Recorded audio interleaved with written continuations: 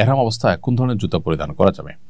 এহরাম অবস্থায় পুরুষদের জন্য জুতা পরিধান করার ক্ষেত্রে মাথায় রাখতে হবে তার পায়ের উঁচু জায়গাটা যেন খোলা থাকে। এখানে উঁচু জায়গা বলতে কি বোঝানো হয়েছে হাদিসে, এটার ব্যাখ্যা নিয়ে আবার দুটি মত আছে। অনেকে বলেছেন যে আমাদের যে পায়ের যে গিরা আছে, টাকনু আছে, এইটার কথা বলা হয়েছে কাবাইন।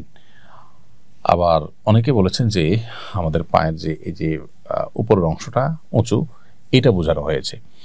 তো এটা নিয়ে ফুকাহাদের মধ্যে মত পার্থক্য আছে। জন্য সবচেয়ে উত্তম হয় ফিতাওয়ালা যে স্যান্ডেলগুলো আজকাল পাওয়া যায় সেগুলো, কারণ তাতে আমাদের গিরাও মুক্ত থাকে আর এই যে উঁচু জায়গাটা এটাও মুক্ত থাকে, তাহলে আর কোনো মত পার্থক্য থাকে না। ফুকায়ে হানাফের মতে, হানাফি মাযহাবের উলামাদের মতে উঁচু জায়গা বলতে এই পায়ের উপরের যে অংশটা এটাকে বোঝানো হয়েছে, এটা যেন খোলা থাকে।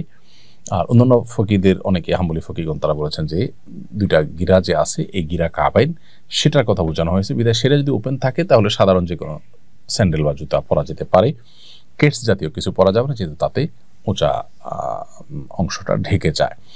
তো সতর্কতামূলক মত অবলম্বন করে আমরা ফুকায়ে হানাফির মতের উপরে আমল করলে দুটা ফিতাওয়ালা যে স্যান্ডেলগুলো আছে সে জাতীয় কোনো স্যান্ডেল আমরা ব্যবহার করব, যাতে করে উপর অংশটা পরিপূর্ণ ঢেকে না যায়, উঁচু অংশটা পুরোপুরি ঢেকে না যায়।